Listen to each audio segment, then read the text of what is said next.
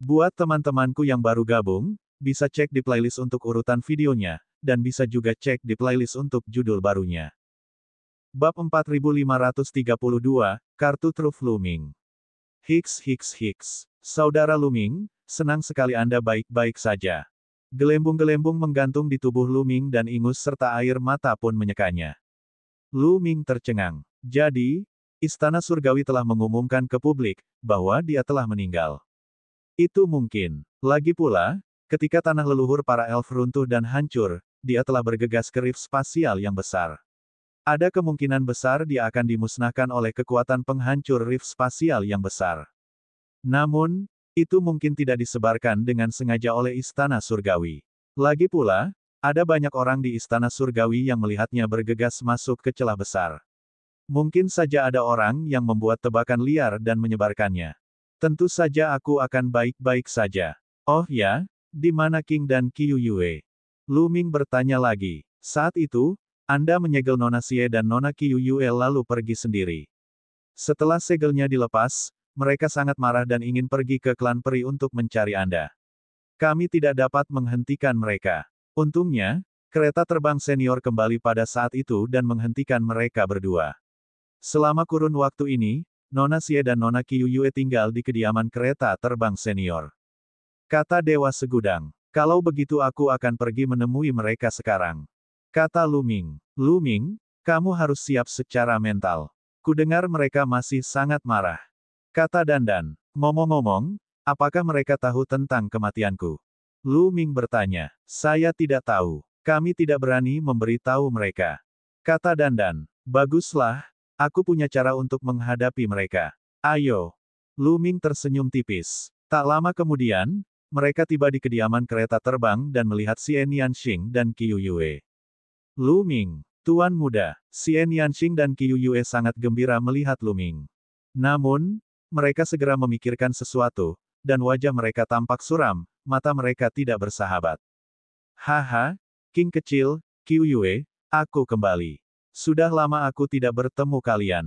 Aku sangat merindukan kalian. Luming berkata dengan wajah muram.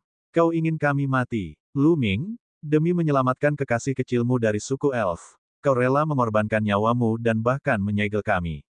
Bagus, sangat bagus. Xian Yanxing mencibir, wajahnya dingin. Qiu Yue mencibirkan bibirnya dan melotot ke arah Luming dengan wajah cemberut. Qiu Yue, gadis ini, telah disesatkan oleh King kecil.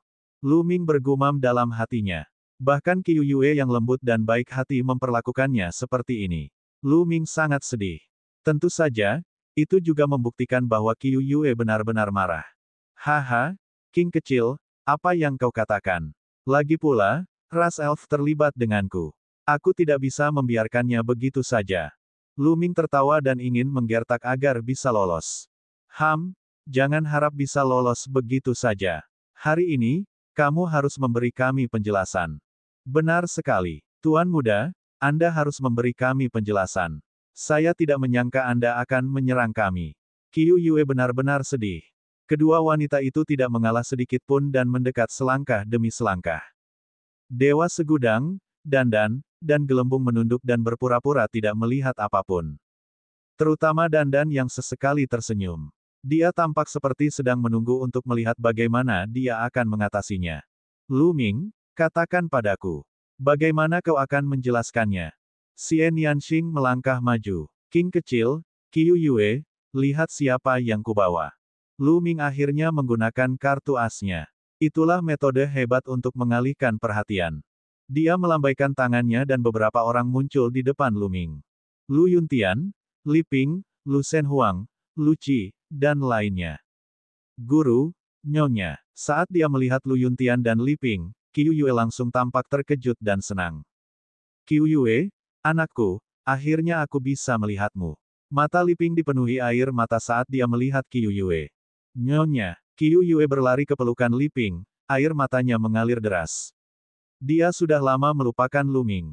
Sementara itu, tatapan Xian Yanxing sepenuhnya tertuju pada Lu Shenhuang dan yang lainnya. Hutan belantara yang suci. Xian Yanxing menatap Lu Shenhuang, matanya dipenuhi kerinduan dan cinta. Ibu, Lu Shenhuang bergegas mendekat. Ibu, istri Lu Shenhuang juga berjalan mendekat dan menyapanya. Nenek, lama tak berjumpa. Aku sangat merindukan Cier. Lu Qi berlari mendekat dan meraih lengan Xian Yanxing. Cier, sudah lama kita tidak bertemu. Kultivasimu hampir setara dengan ayahmu.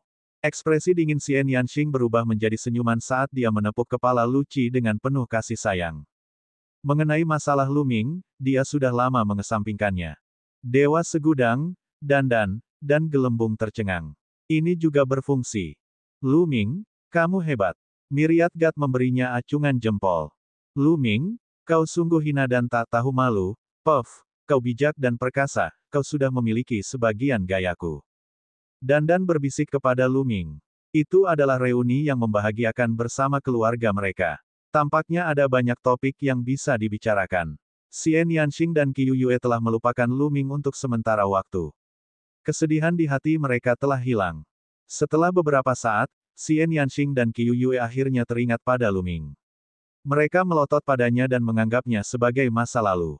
Setengah hari kemudian, Lu Ming, Xian Yanxing, Qiu Yue, Dandan, Bubbles, dan yang lainnya membawa Lu Yuntian, Li Ping, dan yang lainnya ke ruang kosong. Tidak ada makhluk hidup yang tinggal di tempat ini. Kondisi untuk bercocok tanam juga sangat baik. Perkemahan tentara penghancur surga terdiri dari banyak benua, dan fondasi benua-benua ini sebenarnya adalah benua liar. Setelah dimodifikasi oleh ahli alam asal, lingkungan kultivasi di sini sudah sangat bagus. Ada juga berbagai tempat kultivasi untuk penempaan. Meskipun tidak bisa dibandingkan dengan cincin kekacauan, itu tidak terlalu buruk. Dibandingkan dengan dinasti suci yang sangat hampa, itu lebih dari 100 kali lebih baik. Lu Ming berencana meninggalkan orang-orang dari dinasti suci kekosongan besar, keluarga Lu, Hua Qi, dan yang lainnya di sini. Dan EBSP, dia tidak berencana untuk membiarkan mereka tinggal di dalam cincin kekacauan terlalu lama, meskipun lingkungan kultivasi di dalam cincin kekacauan sudah pasti yang terbaik bagi siapapun yang berada di bawah alam dewa surgawi. Namun, Lu Ming akan selalu membawa cincin kekacauan bersamanya, saat ia berpetualang dan bepergian. Selain itu, suku manusia surgawi akan mengawasinya. Ia tidak dapat memastikan kapan ia akan berada dalam bahaya. Bagaimana kalau dia tertangkap oleh suku manusia surgawi seperti terakhir kali? Keluarganya dan teman-temannya juga akan berada dalam bahaya jika mereka mengikutinya. Kecuali jika kultivasinya cukup tinggi di masa depan dan dia tidak takut pada bahaya apapun, dia tidak akan menempatkan keluarga dan teman-temannya ke dalam cincin kekacauan.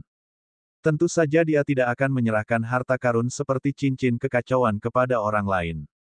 Dia ingin menyimpannya di sisinya setiap saat. Tentu saja, ini juga karena dirinya di masa lalu, dan dirinya di masa depan, tidak ada. Jika mereka ada, salah satu dari mereka bisa mengenakan cincin kekacauan dan tinggal di surga untuk menghancurkan perkemahan angkatan darat. Itu akan bagus. Namun, hanya itu yang dapat dilakukannya sekarang. Dengan lambaian tangannya, pusaran besar muncul di udara. Indra spiritual Lu Ming terungkap dalam cincin kekacauan dan dia berkomunikasi dengan orang banyak. Setelah beberapa saat, sejumlah besar orang terbang keluar. Mereka adalah Raja Iblis yang tak pernah mati, Lan Sang, Raja Surgawi yang berusia ribuan tahun, dan keluarga Lu. Setelah mereka keluar, mereka semua tampak enggan untuk pergi. Berkultivasi di Chaos Ring terlalu keren. Dalam waktu yang singkat, beberapa dari mereka bahkan berhasil menembus level tersebut. Namun, Lu Ming sudah menjelaskan kepada mereka bahwa mereka hanya bisa keluar. Lagi pula, kondisi budidaya di sini tidak buruk. Seketika itu juga semua orang mulai membuat pengaturan dengan tertib. Bab 4532 Tempat tinggal baru ras elf. Setelah melihat dinasti suci yang sangat hampa, keluarga Lu, Hua Qi dan yang lainnya membuat pengaturan dengan tertib, Lu Ming pergi sendirian. Dia pergi ke Fei Huang untuk meminta harta karun sebelum pergi ke tempat terpencil lainnya. Perkemahan tentara penghancur surga terdiri dari puluhan benua. Terlebih lagi, luas wilayah masing-masing benua sangatlah luas. Ada beberapa daratan besar yang jauh lebih besar daripada planet-planet kehidupan tersebut dan dapat menampung makhluk hidup yang tak terhitung jumlahnya. Terlebih lagi, ada lebih dari satu perkemahan tentara penghancur surga. Dikatakan bahwa ada beberapa perkemahan tentara penghancur surga di bagian terdalam reruntuhan alam semesta, tetapi Lu Ming tidak ada di sana. Oleh karena itu, perkemahan pasukan penghancur surga dianggap luas tetapi jarang penduduknya. Terlalu mudah untuk menampung makhluk hidup yang dibawa Lu Ming. Selain itu, Lu Ming punya alasan tersendiri untuk memilih tempat ini. Itu karena Fei Yao dan beberapa orang kuat lainnya pernah pergi menjemput suku elf dan menyelamatkan beberapa dari mereka. Para elf itu tinggal di daerah ini. Lu Ming berdiri tinggi di langit dan memandang ke kejauhan. Dia bisa melihat hutan lebat di depannya. Ada beberapa rumah kayu yang dibangun di hutan, dan sosok-sosok melintas dari waktu ke waktu. Dengan penglihatan Lu Ming, dia dapat melihat dengan jelas bahwa itu adalah para elf. Tentu saja, hutan ini tidak bisa dibandingkan dengan istana peri.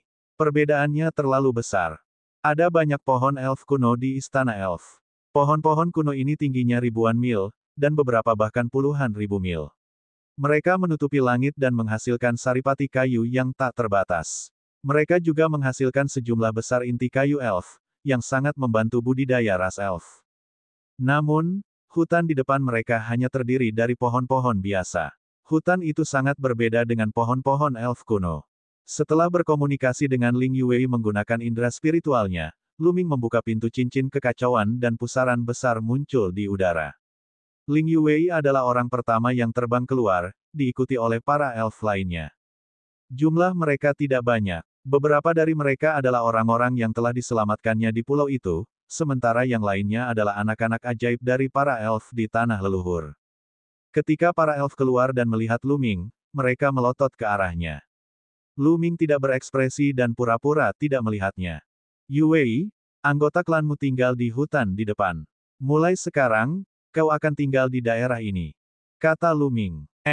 Ling Yue mengangguk. Pada saat ini, para elf lainnya juga telah menemukan hutan, dan wajah mereka dipenuhi dengan kegembiraan. Sekarang suku elf hampir punah, mereka mengira bahwa merekalah satu-satunya yang selamat. Mereka tentu saja sangat gembira melihat anggota suku elf lainnya. Mereka segera terbang menuju hutan. Mereka hendak mendekati hutan ketika mereka segera ditemukan oleh para elf di hutan. Para elf di hutan segera terbang keluar. Di langit di atas hutan, kerumunan sosok yang padat segera muncul. Sekitar 50 juta orang. Lu Ming punya ide. Dia memindai hutan dengan kemampuan teleknosisnya dan menemukan jumlah peri yang tinggal di hutan itu. 50 juta orang mungkin tampak banyak, tetapi sesungguhnya sangat sedikit. Di masa lalu, klan peri telah menduduki sejumlah besar bidang bintang. Klan peri telah hidup selama bertahun-tahun yang tak terhitung jumlahnya dan telah melahirkan banyak anggota klan. Tidaklah berlebihan jika menggambarkannya sebagai 1 triliun. 50 juta suku, dibandingkan dengan masa lalu, sungguh hanya setetes air di lautan. Terlebih lagi, banyak elf yang memiliki pengetahuan biasa dan kultivasi rendah. Mereka bahkan tidak bisa terbang. Hanya ada sekitar 1 juta dari mereka yang dapat terbang di atas hutan. Dibandingkan dengan jumlah elf di masa lalu, jumlah ini terlalu sedikit. Terlebih lagi, Lu Ming tidak menemukan dewa-dewa manapun. Yang terkuat hanyalah Kaisar Dewa tingkat ke-9.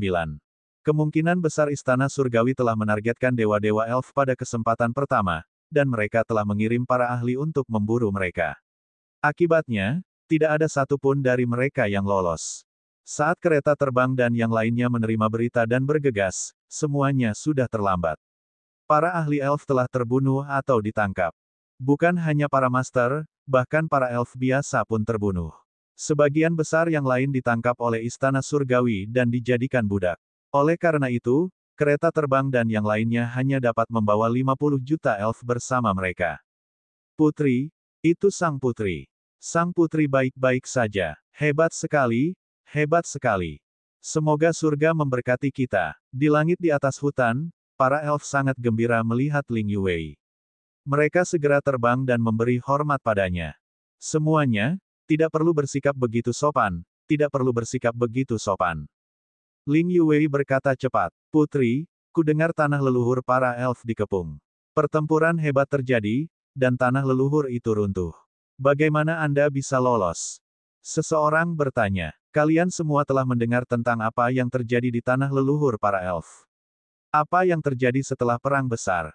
Ling Yue tidak buru-buru menjawab, melainkan bertanya balik. Kudengar bahwa penguasa roh jahat dari tanah leluhur telah muncul dan bertempur dengan orang-orang istana surgawi. Pertempuran itu menghancurkan dunia dan bahkan meledakkan tanah leluhur. Kemudian, lebih banyak ahli dari istana surgawi datang dan kudengar mereka menekan penguasa roh jahat. Seorang tetua dari klan elf menjawab. Orang ini adalah seorang tetua dari klan elf di masa lalu dan memiliki tingkat kultivasi kaisar dewa tingkat ke-9. Sebelum Ling Yue datang, dia memiliki status tertinggi di klan elf. Kami dapat melarikan diri berkat Lu Ming yang mempertaruhkan nyawanya untuk menyelamatkan kami. Ling Yue menunjuk ke arah Lu Ming. Apa, Lu Ming? Itu dia, itu Lu Ming. Itu semua salahnya. Itu semua karena dia istana surgawi menyerang ras peri kita. Itu semua salahnya. Banyak elf yang meraung dan melotot ke arah Lu Ming. Semua orang, saat itu, Lu Ming tidak sengaja mengubah namanya menjadi Cloud Herder. Dia merasa sangat bersalah. Jika dia tidak mempertaruhkan nyawanya untuk menyelamatkan kita, kita akan mati di tangan para elf. Ling Yue dengan cepat menjelaskan. Simpul hatinya terhadap Lu Ming telah terlepas. Tentu saja, dia berada di pihak Lu Ming dan ingin menyelesaikan dendam antara Lu Ming dan suku elf. Putri, jangan tertipu olehnya. Benar sekali. Kalau bukan karena dia, klan kita tidak akan berakhir seperti ini, dan Yang Mulia tidak akan tewas dalam pertempuran. Tentu saja, para elf tidak akan memaafkan Lu Ming dengan mudah. Mereka terus melotot ke arah Lu Ming. Ai, Ling Yue mendesah dalam hatinya. Dengan sebuah pikiran, sebuah botol giok muncul di tangannya. Ketika dia membuka botol itu, esensi kehidupan yang sangat kuat menyebar, menarik perhatian setiap peri. Semua elf menatap ke arah botol giok dengan kaget dan bingung. Aura ini, mengapa bentuknya mirip sekali dengan benih pohon suci? Benar, aku juga merasakan hal yang sama. Namun, kita telah berhasil membudidayakan benih pohon suci itu dan mengubahnya menjadi pohon Roh Kudus. Kemudian, pohon itu ditebang oleh suku manusia surgawi. Bagaimana mungkin ada benih pohon suci lain di sini? Beberapa elf surgawi tingkat Tirk tengah berdiskusi di antara mereka sendiri. Mereka adalah para penguasa surgawi dan dianggap sebagai petinggi ras elf. Tentu saja, mereka tahu banyak hal. Benih pohon suci yang dibawa Lu Ming saat itu telah berhasil dibudidayakan oleh para elf dan berubah menjadi pohon Roh Kudus. Meskipun belum tumbuh menjadi pohon besar, itu hanya masalah waktu. Namun ketika istana surgawi menyerang, itu terputus. Bab 4534, Kebangkitan Benih Pohon Suci. Para peri semuanya bingung karena aura dari botol giok di tangan Ling Yue terlalu mirip dengan benih pohon suci. Pada saat ini, Ling Yue mengangkat botol giok dan membukanya. Sebuah benih terbang keluar, itu adalah benih pohon suci. Benih pohon suci memancarkan cahaya kabur, dan saripati kehidupan yang teramat padat menyebar, menyelimuti semua peri. Mandi dalam saripati kehidupan yang kaya, semua elf merasakan pori-pori mereka terbuka, dan mereka merasa sangat nyaman. Benih pohon suci, ini benar-benar benih pohon suci. Sang putri sebenarnya memiliki benih pohon suci. Itu benar-benar berkah dari surga. Surga tidak ingin menghancurkan ras elf kita. Bahkan jika istana surgawi ingin menghancurkan kita, kita tidak dapat melakukannya.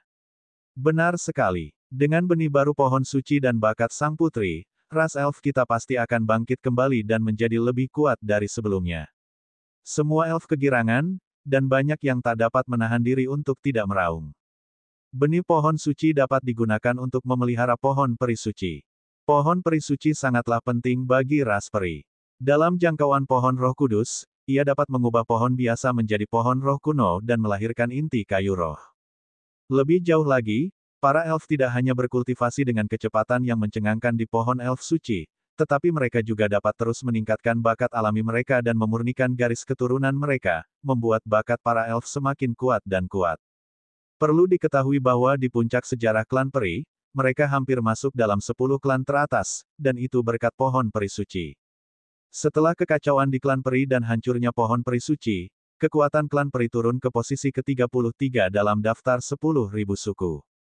Dari sini, orang dapat melihat pentingnya pohon peri suci. Mereka juga memiliki putri peri Ling Yue. Dalam pertempuran di kota abadi tertinggi, Ling Yue telah memperlihatkan bakatnya yang mengerikan dan benar-benar mampu bersaing dengan putra surga dan putri dari suku manusia surgawi, mencapai 11 bintang kecakapan pertempuran yang mengejutkan. Bakat seperti itu bisa dikatakan sebagai yang terbaik di suku elf. Tidak pernah ada seorang jenius yang begitu hebat dalam sejarah suku elf. Pada waktunya, Putri Peri Ling Yue pasti akan menjadi salah satu makhluk terkuat di alam semesta. Kultivasinya bahkan mungkin melampaui leluhur klan peri. Dengan kedua buff ini, bukan tidak mungkin bagi suku elf untuk mencapai puncak di masa mendatang, atau bahkan melangkah lebih jauh. Mata banyak elf yang putus asa kini dipenuhi harapan. Dalam waktu yang singkat, mereka telah melihat Ling Yue dan benih pohon peri. Ini merupakan kejutan besar bagi mereka. Semuanya, ini memang benih pohon suci. Selain itu, benih ini diberikan kepada kita oleh Luming. Ling Yue berkata dengan keras. Kerumunan itu terdiam dan menatap Luming dengan tak percaya. Putri, benih pohon suci ini juga diberikan kepada kita oleh Luming. Benarkah? Jangan membelanya. Kata tetua tua itu. Mereka semua adalah orang-orang yang berpengalaman. Bagaimana mungkin mereka tidak melihat bahwa Ling Yue selalu berada di pihak Luming? Benar sekali. Coba pikir, dari mana saya mendapatkan benih pohon suci? Kalau saya punya, saya pasti sudah memberikannya sejak lama. Sebenarnya, Luming memperoleh 2 benih dari penilaian benih suci saat itu. Dia memberikan satu kepada suku elf dan menyimpan yang lainnya untuk dirinya sendiri. Sekarang, karena pohon peri suci yang selama ini kita tanam telah ditebang oleh suku manusia surgawi, dia telah memberi kita benih kedua dari pohon suci yang dia simpan dalam koleksinya untuk membantu kita berkembang. Kata Ling Yue. Jadi begitu, para peri merasa bahwa itu sangat mungkin. Seperti yang dikatakan Ling Yue, jika dia memiliki benih pohon suci, dia pasti sudah mencabutnya sejak lama. Mengapa dia harus menunggu sampai sekarang? Bagaimanapun, benih pohon suci hanya akan berguna jika dipupuk menjadi pohon Roh Kudus. Satu benih pohon suci tidak akan berguna. Karena Luming telah memperoleh satu benih pohon suci saat itu, bukan tidak mungkin baginya untuk memperoleh 2. Para peri itu terdiam. Mereka sangat menginginkan benih pohon suci, tetapi mustahil bagi mereka untuk mengesampingkan dendam dan memaafkan Luming. Yue, mari kita kembangkan benih pohon suci menjadi pohon Roh Kudus. Pada saat ini, Luming yang selama ini terdiam, tiba-tiba angkat bicara. Ah, apa, sekarang? Ling Yue sedikit tercengang. Lidahnya keluh saat melihat Luming. Apa yang baru saja dikatakan Luming? Dia ingin menumbuhkan benih pohon suci menjadi pohon peri suci. Bagaimana ini mungkin? Tidak semudah itu bagi benih pohon suci untuk tumbuh menjadi pohon peri suci. Prosesnya sangat rumit. Diperlukan sejumlah besar material surgawi dan harta duniawi yang sesuai serta sejumlah besar sumber daya dan energi untuk berhasil mengolahnya. Namun, sekarang, klan peri hanya memiliki orang-orang ini. Mereka tidak memiliki harta untuk memelihara benih pohon suci. Mereka belum melakukan persiapan apapun, jadi bagaimana mereka akan memelihara pohon Roh Kudus?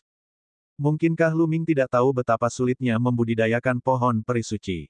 Membudidayakan pohon peri suci sama saja dengan membudidayakan pohon biasa. Para elf lainnya juga tercengang, bahkan ada yang menatapnya dengan tatapan mengejek.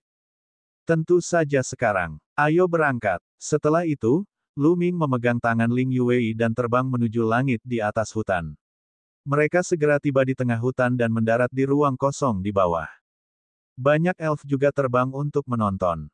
Mereka ingin melihat bagaimana Luming akan memelihara pohon Roh Kudus. Di mata mereka, hal itu mustahil dicapai. Dia tidak melakukan persiapan apapun, dan dia bahkan tidak memiliki sumber daya surgawi untuk memelihara pohon peri suci. Bagaimana dia bisa memelihara pohon peri suci?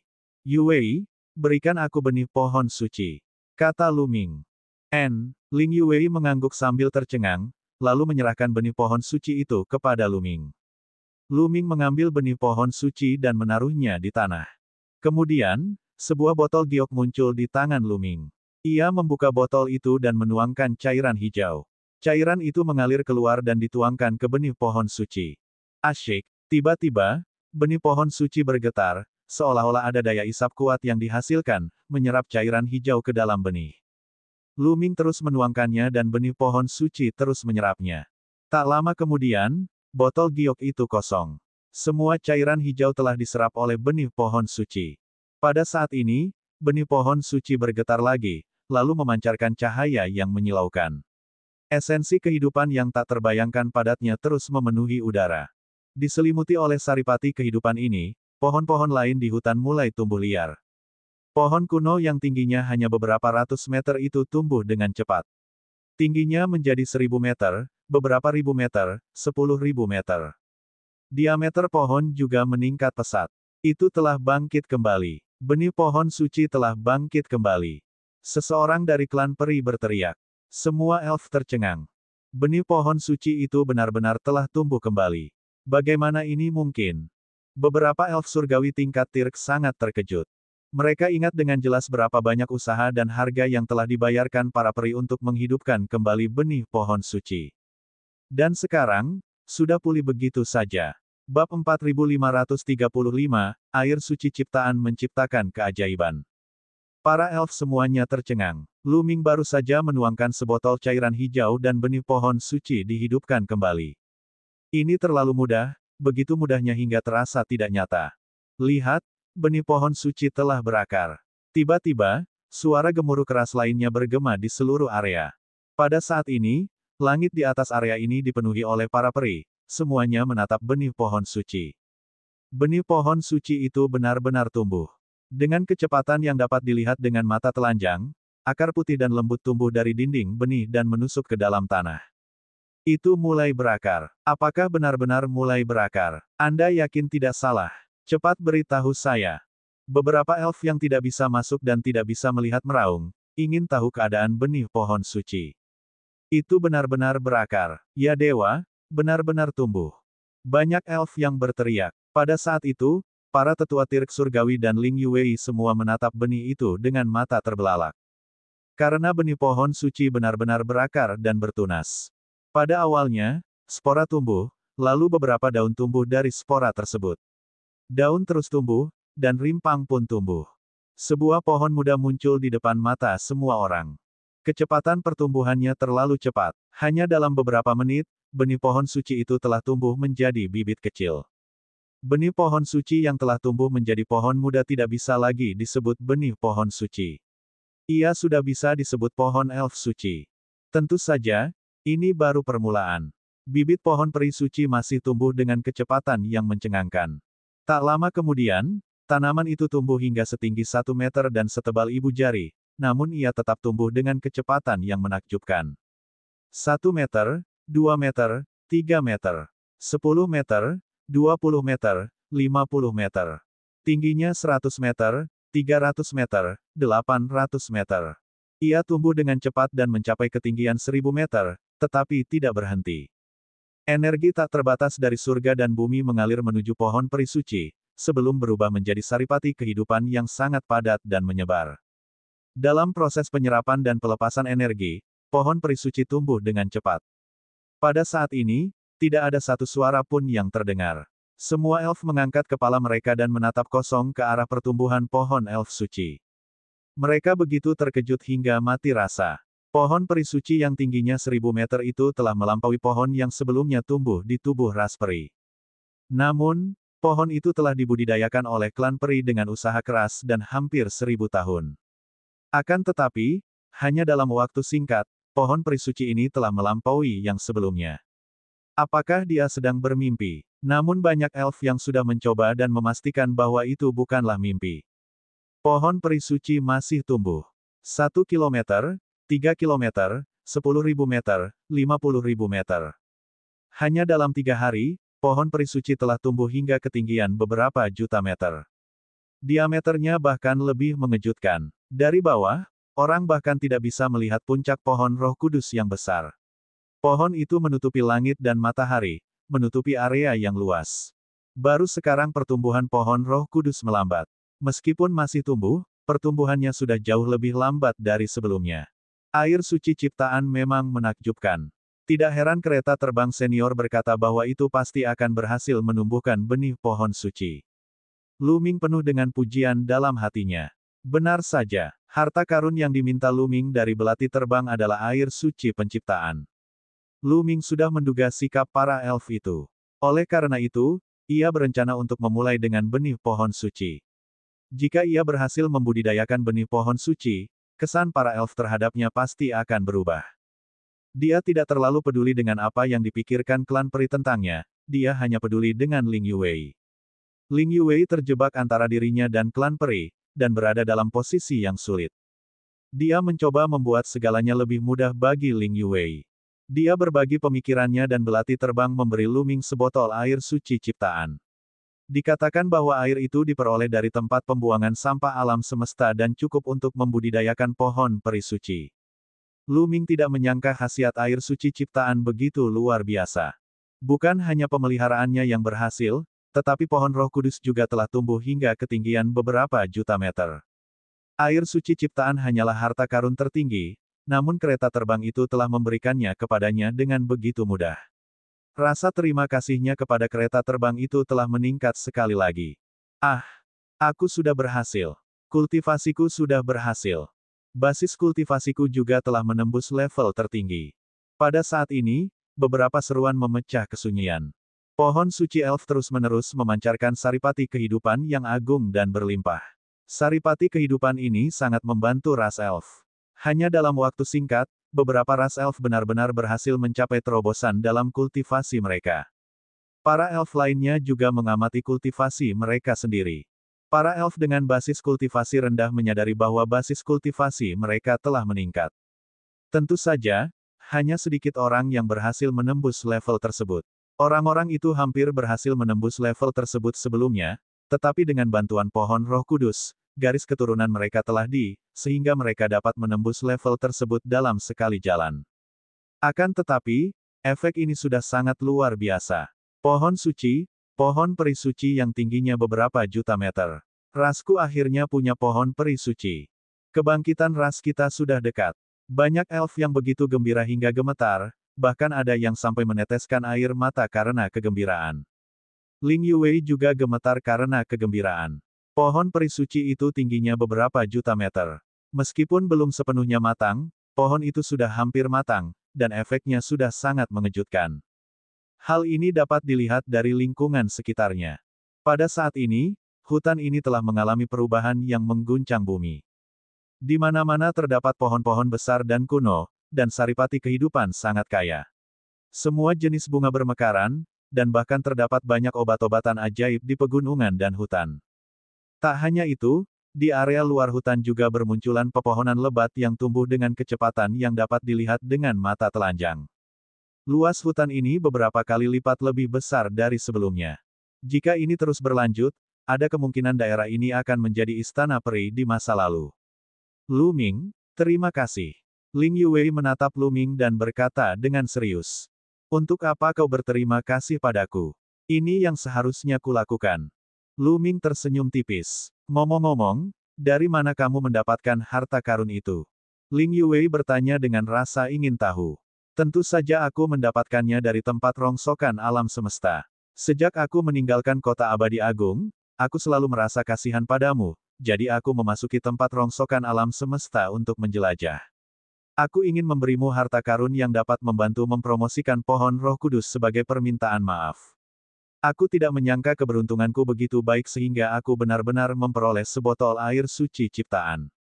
Lu Ming tersenyum. Ketika dia berbohong, wajahnya tidak memerah, dan jantungnya tidak berdebar kencang. Seolah-olah dia mengatakan yang sebenarnya. Air suci penciptaan. Lu Ming, kamu pasti telah banyak menderita untuk mendapatkan air suci penciptaan. Mata Ling Yuwei dipenuhi rasa terima kasih.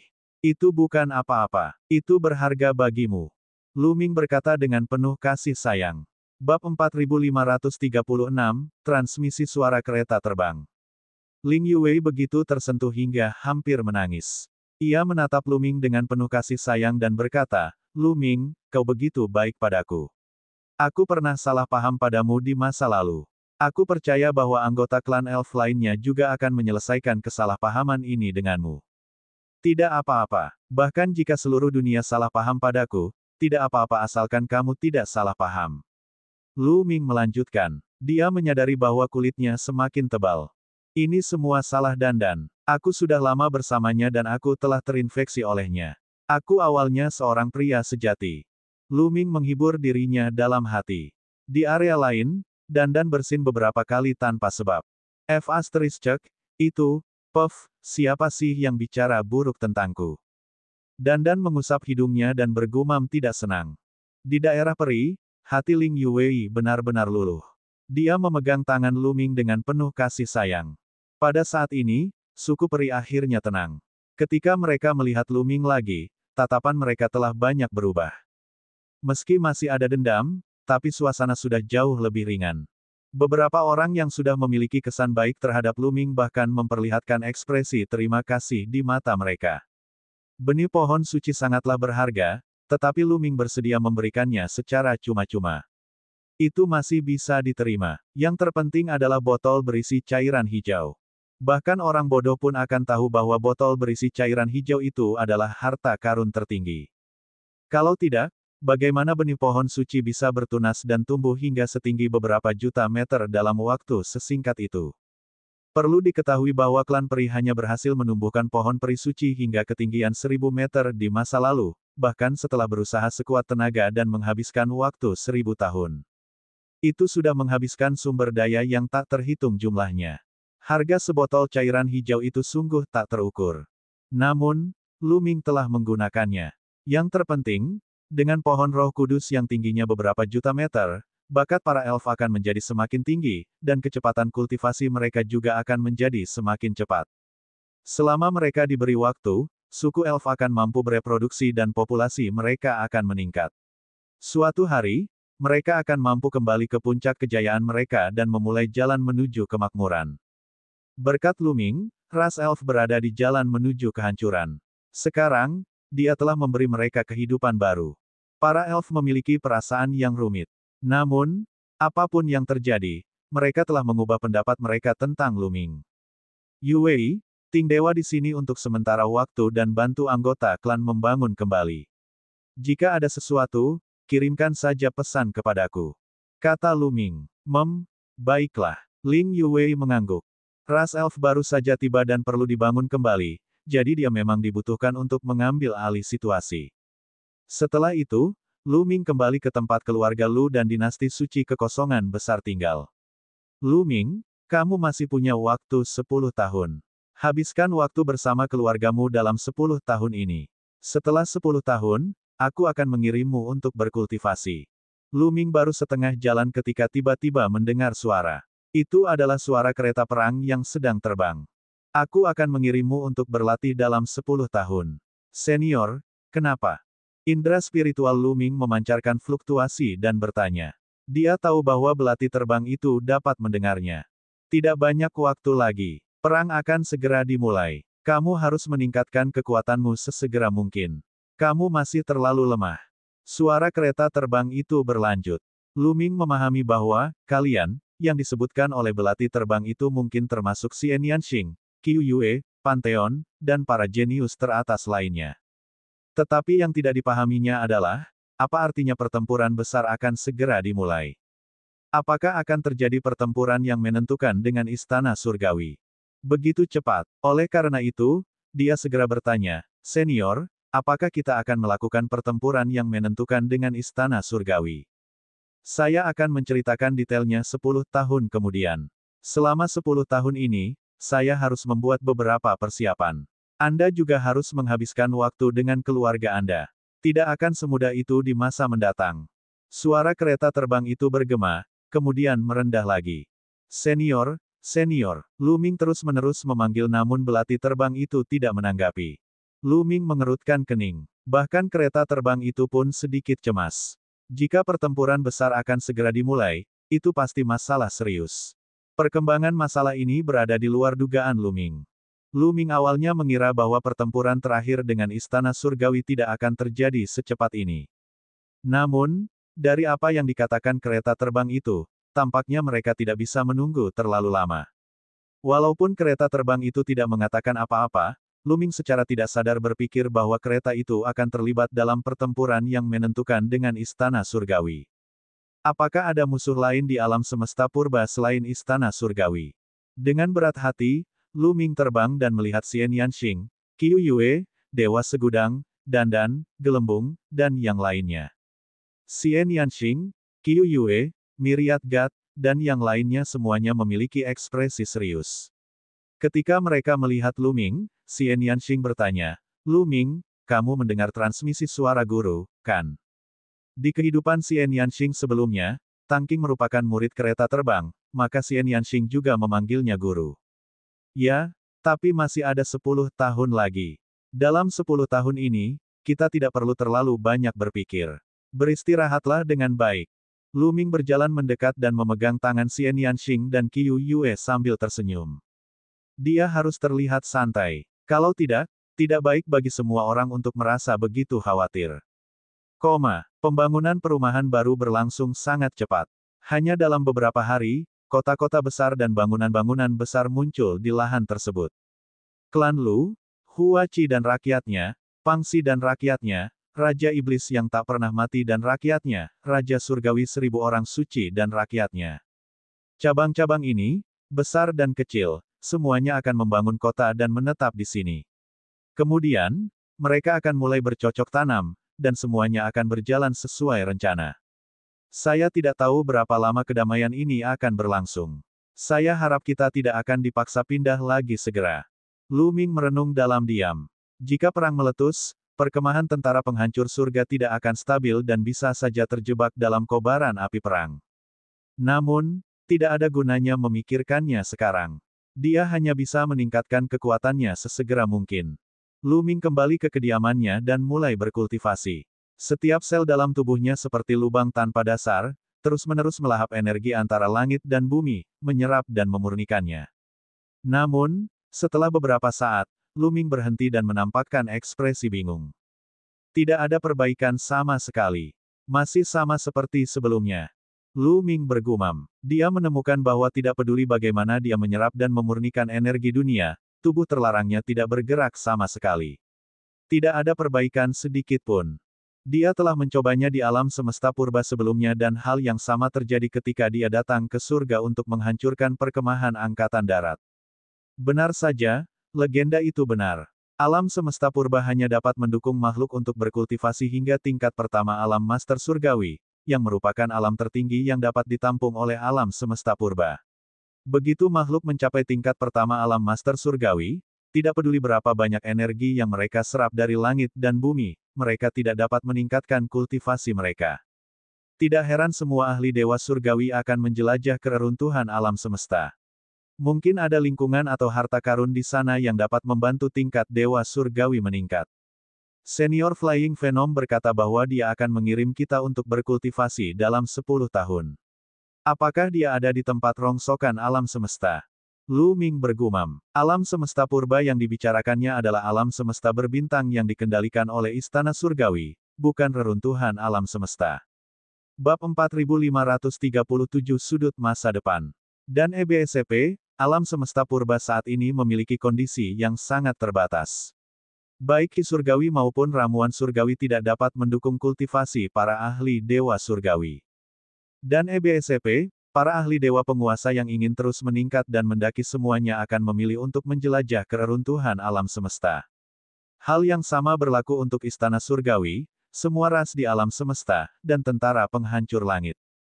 Lupakan saja, aku akan menghabiskan 10 tahun ke depan bersama orang tuaku, King kecil, Qiu Yue, dan yang lainnya. Lu Ming tersenyum dan bangkit. Setelah itu, Lu Ming tidak lagi mencurahkan energinya untuk berkultivasi. Paling-paling, ia hanya sesekali menggunakan cincin kekacauan sebagai referensi untuk memahami gaya kekacauan.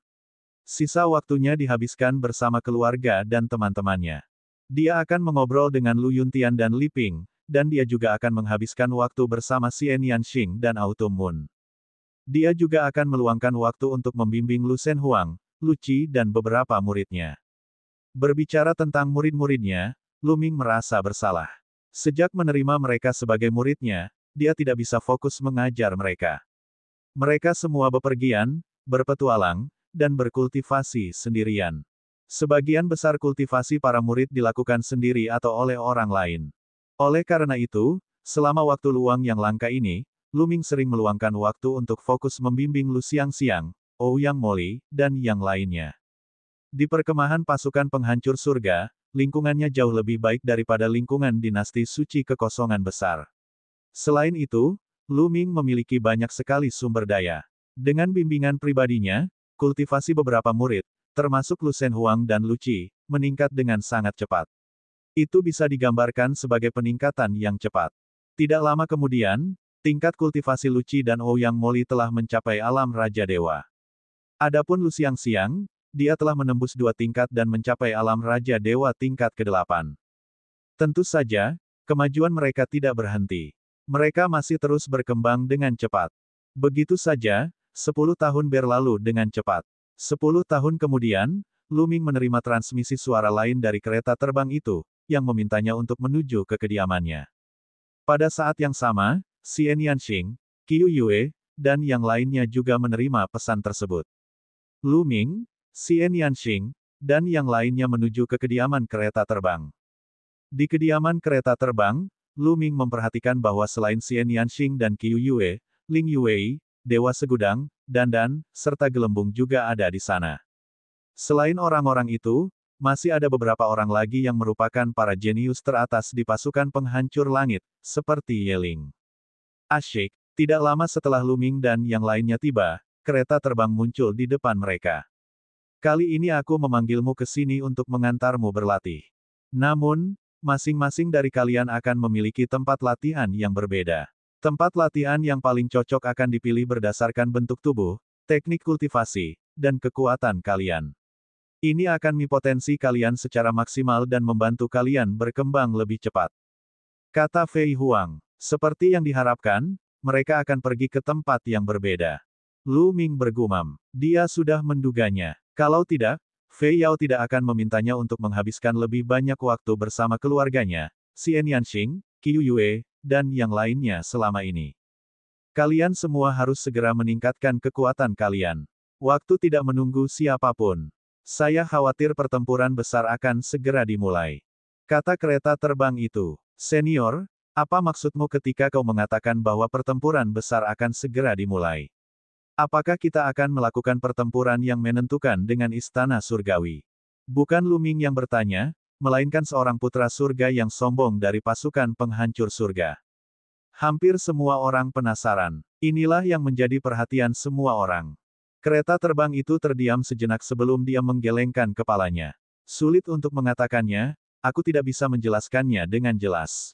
Semua orang menyapanya. Apa maksud kereta terbang dengan jawaban ini? Sejujurnya, saya menerima pesan dari leluhur pedang terlarang lebih dari 10 tahun yang lalu. Dia mengatakan bahwa dia sedang memata-matai sudut masa depan dan bahwa akan ada perang yang belum pernah terjadi sebelumnya dalam waktu dekat. Kata Fei Huang. Apa? Semua orang terkejut. Mereka semua tahu siapa leluhur pedang terlarang itu. Dia adalah Tang Feng, sosok yang tak terkalahkan dan pemimpin pasukan penghancur langit. Dia sebenarnya telah melihat sekilas sudut masa depan, dan akan ada perang besar di masa depan. Selain itu, mereka juga memperhatikan bahwa kereta terbang itu telah menggunakan kata, belum pernah terjadi sebelumnya. Itu adalah pertempuran yang belum pernah terjadi sebelumnya. Jelas bahwa pertempuran ini akan sangat tragis. Ekspresi semua orang berubah serius. Kereta terbang senior, apakah leluhur pedang senior mengatakan siapa lawan kita? Seharusnya istana surgawi, kan? Orang lain bertanya. Saya tidak yakin. Anda harus tahu bahwa sangat sulit dan berbahaya untuk melihat masa depan. Masa lalu tidak dapat diputarbalikkan, dan masa depan penuh dengan variabel. Sulit juga untuk memata-matainya. Begitu Anda melakukannya, Anda akan menderita serangan balik yang mengerikan. Bahkan tikus roh ruang waktu yang dikenal mampu mengendalikan waktu dan ruang tidak dapat memata-matai masa depan. Selain itu, semakin tinggi kultivasi target, semakin sulit untuk memata-matai. Semakin banyak makhluk hidup yang terlibat, semakin sulit untuk memata-matai. Sebaliknya, lebih mudah untuk memata-matai masa depan orang biasa. Kata api yang berterbangan dengan ekspresi serius. Semua orang mengerti hal ini. Orang biasa yang tidak berkultivasi hanya memiliki rentang hidup yang pendek, yaitu 100 tahun. Mudah untuk melihat masa depannya. Tikus roh ruang waktu, yang ahli dalam ruang waktu, dapat melihat masa depan dengan jelas. Namun, jika targetnya adalah seorang kultivator yang kuat, itu akan jauh lebih sulit. Semakin tinggi kultivasinya, semakin sulit pula. Dan semakin terlibat, semakin sulit jadinya. Misalnya, Sangat sulit untuk mendapatkan wawasan tentang masa depan suatu ras. Seorang ahli alam asal tikus roh ruang waktu menggunakan teknik ruang waktu untuk melihat masa depan tikus roh ruang waktu, tetapi ia hanya dapat melihat sebagian kecil masa depan sebelum mengalami serangan balik. Ia terluka parah dan belum pulih. Kata Fei Huang. Semua orang terkejut. Pemuja asal-usul tikus roh ruang waktu adalah penguasa waktu dan telah menguasai asal-usul waktu. Namun, dia terluka parah hanya karena ingin memata-matai masa depan tikus roh ruang waktu. Orang bisa membayangkan betapa berbahayanya memata-matai masa depan. Tentu saja, pemuja asal-usul tikus roh ruang waktu juga tahu bahwa istana surgawi mungkin menyerang mereka melalui masa depan yang kabur itu. Itulah sebabnya mereka ingin bekerja sama dengan kita terlebih dahulu. Kata Fei Huang. Lu Ming tiba-tiba tercerahkan. Dia akhirnya mengerti mengapa klan tikus roh ruang waktu ingin bekerja sama dengan pasukan penghancur surga untuk waktu yang lama. Ternyata mereka memiliki pemahaman yang jelas tentang masa depan. Aku menceritakan ini kepadamu agar kamu mengerti bahwa hal itu sama sulitnya dengan naik ke surga untuk mengintip masa depan. Terlebih lagi, apa yang sedang diintip Tang Feng terkait dengan masa depan seluruh alam semesta, jadi itu bahkan lebih sulit. Dia hanya berhasil melihat sebagian masa depan melalui kesempatan istimewa, tetapi itu sangat samar. Dia hanya tahu bahwa akan ada pertempuran yang mengguncang bumi dan akan sangat tragis. Banyak orang akan mati dalam pertempuran itu, tetapi dia tidak dapat melihat dengan jelas siapa lawannya. Kata Fei Huang, tidak ada lawan lain selain istana surgawi. Kurasa mereka akan bertarung dengan istana surgawi dalam pertempuran yang menentukan. Saya kira istana surgawi takut. Mereka takut kita akan melampaui mereka jika mereka menunggu lebih lama lagi, jadi mereka ingin mengambil tindakan. Beberapa orang sedang berdiskusi. Senior, apakah iblis jahat akan menjadi lawan kita? Lu Ming bertanya pada saat ini. Bab 4538 masing-masing memiliki tempatnya sendiri. Setan. Mendengar kata-kata Lu Ming, semua orang terdiam, tenggelam dalam pikiran. Iblis. Kurasa tidak. Iblis dan suku manusia surgawi adalah musuh bebuyutan. Kita punya musuh yang sama. Bagaimana mungkin mereka bisa menjadi lawan kita? Seseorang bertanya. Lu Ming benar. Kita harus waspada terhadap iblis. Phoenix terbang berkata, setan jahat tetaplah setan jahat. Mereka secara alami brutal, kejam, haus darah, dan jahat. Kita hanya bekerja sama dengan mereka untuk menahan istana surgawi. Ketika berhadapan dengan makhluk hidup seperti setan jahat, tidak seorang pun dapat mengatakan dengan pasti apa yang akan terjadi di masa depan. Oleh karena itu, kita juga harus memperlakukan mereka sebagai musuh potensial dan harus waspada. Semua orang mengangguk dengan serius. Jika mereka benar-benar menghancurkan istana surgawi, mereka mungkin harus melawan iblis. Lu Ming mengerutkan kening, hatinya terasa berat. Entah mengapa, dia merasa segala sesuatunya tidak sesederhana itu. Tidak seperti leluhur pedang terlarang, kereta terbang, dan lainnya yang belum pernah bertarung melawan istana surgawi sebelumnya. Menurut Xian Yanxing, pertempuran yang menggemparkan telah terjadi dengan istana surgawi 60 tahun bintang yang lalu. Pertempuran itu sangat tragis. Banyak orang tewas dalam pertempuran dan banyak ahli yang gugur. 2 istana surgawi telah hancur. 60 tahun bintang yang lalu, ada 7 istana surgawi, tetapi sekarang hanya ada 5. Namun, setelah leluhur pedang terlarang Tang Feng melihat sekilas masa depan, ia menggunakan, semua yang ada di masa lalu adalah apa adanya, untuk menggambarkan perang di masa depan. Dapat dilihat bahwa perang di masa depan pasti akan melampaui 60 tahun bintang yang lalu. Dan sekarang, kekuatan istana surgawi jelas tidak sekuat 60 tahun bintang yang lalu. Jika mereka benar-benar ingin bertarung, bagaimana mungkin itu bisa menjadi, belum pernah terjadi sebelumnya. Mungkinkah iblis jahat dan istana surgawi telah bergabung untuk menghadapi mereka? Atau apakah seorang guru yang tak terbayangkan telah muncul di suku manusia surgawi? Dia tidak bisa menemukan jawabannya. Senior, apakah leluhur pedang mengatakan kapan perang akan pecah? Dandan bertanya. Saya tidak bisa memastikannya. Paling lambat tidak akan lebih dari 1 tahun bintang. Paling cepat mungkin 10.000 tahun kemudian. Kata Fei Huang. Yang paling awal adalah 10.000 tahun kemudian. Semua orang terkejut. 10.000 tahun terlalu singkat. Tidak mungkin mereka bisa mencapai puncaknya. Waktu yang tersisa bagi mereka terlalu singkat. Semua orang berdoa dalam hati, berharap pertempuran akan terjadi kemudian, lebih baik lagi mendekati tahun bintang kemudian. Dengan bakat mereka, mereka mungkin bisa mencapai prestasi besar di tahun bintang. Beberapa dari mereka bahkan memiliki peluang tinggi untuk menembus alam asal. Akan tetapi, jika hanya 10.000 tahun, itu terlalu pendek. Itulah sebabnya saya mengirim kalian semua untuk berlatih. Waktu sangatlah penting, jadi kalian harus meningkatkan kekuatan kalian sesegera mungkin. Kata Fei Huang. Kali ini, tanpa ada yang bisa dikatakan oleh kereta terbang itu, semua orang merasakan urgensi yang kuat. Mereka tidak sabar untuk segera meningkatkan kekuatan mereka guna menghadapi pertempuran dahsyat yang akan segera terjadi dalam waktu dekat. Xian Yanxing, selanjutnya aku akan mengirimmu ke jurang iblis yang tak terukur. Itu adalah tempat di mana aku dulu berkultivasi. Itu adalah tempat yang paling cocok untukmu berkultivasi. Di sanalah kau akan dapat berkembang paling cepat. Namun, hanya cocok bagimu untuk pergi sendiri. Kata Fei Huang. Ya, Xian Yanxing mengangguk. Setelah itu, tatapan kereta terbang itu beralih ke para dewa yang tak terhitung jumlahnya. Pantheon, aku akan mengirimmu ke tanah dewa yang jatuh. Legenda mengatakan bahwa itu adalah tempat pemakaman para dewa primitif dan pertempuran terakhir antara para dewa primitif dan suku manusia surgawi. Sejumlah besar dewa primitif dimakamkan di sana, tetapi tentu saja, itu juga penuh dengan bahaya. Orang-orang dari berbagai ras di alam semesta juga akan menuju ke sana untuk menjelajah, jadi kamu harus siap secara mental. Lebih baik jika ada bahaya. Aku khawatir itu hanya latihan yang membosankan. Miriat Gat terkekeh, penuh dengan semangat juang. Qiu Yue, kamu memiliki hati Sein 9 lubang. Aku akan memberimu lautan Yuan Xin, di mana potensimu dapat dikembangkan hingga tingkat tertinggi. Hati Sein 9 lubang itu luar biasa, dan bahkan aku tidak dapat memperkirakan potensinya. Sejak munculnya alam semesta purba, hanya ada 2 kasus, termasuk kamu.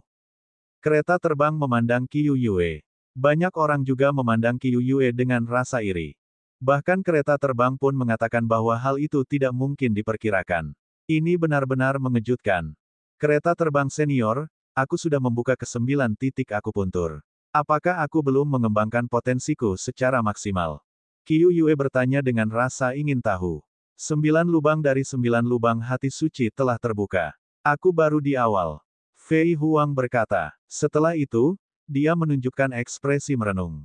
Setelah beberapa saat, dia berkata, seseorang pernah menemukan sebuah buku kuno di reruntuhan alam semesta. Ada beberapa kata di dalamnya yang menyebutkan hati Sein 9 lubang. Tampaknya itu adalah semacam tubuh yang menantang surga di era terakhir dengan potensi tak terbatas. Semua orang terkejut. Bahkan Luming mengamati Qiu Yue dengan rasa ingin tahu. Jantung suci dengan 9 lubang sebenarnya merupakan sejenis fisik yang menentang surga dari era terakhir. Ini di luar dugaan Luming. Sejak lahirnya alam semesta purba, hanya ada 2 kasus, termasuk Qiu Yue. Rasio ini sangat kecil. Qiu Yue juga terkejut. Dia tidak menyangka bahwa hati Sein 9 lubang masih memiliki potensi yang belum dikembangkan.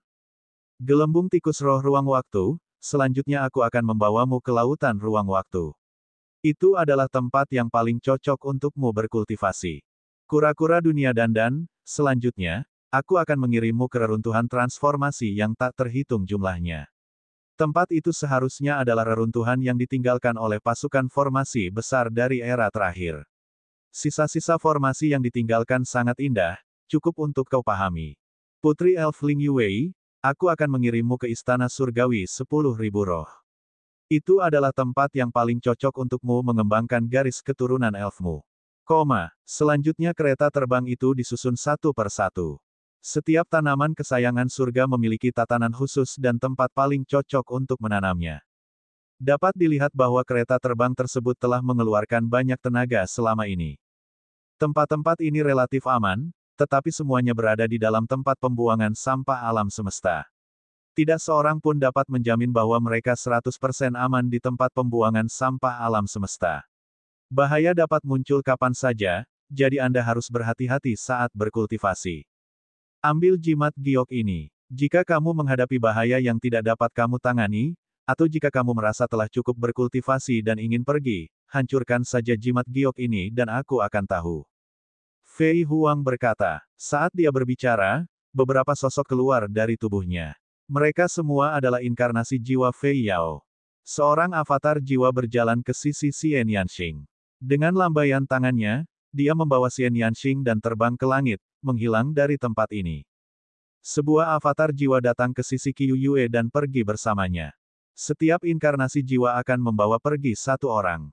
Tak lama kemudian, hanya tersisa satu orang di tempat kejadian. Lu Ming berdiri sendirian di sana. Tentu saja ada juga kereta terbang.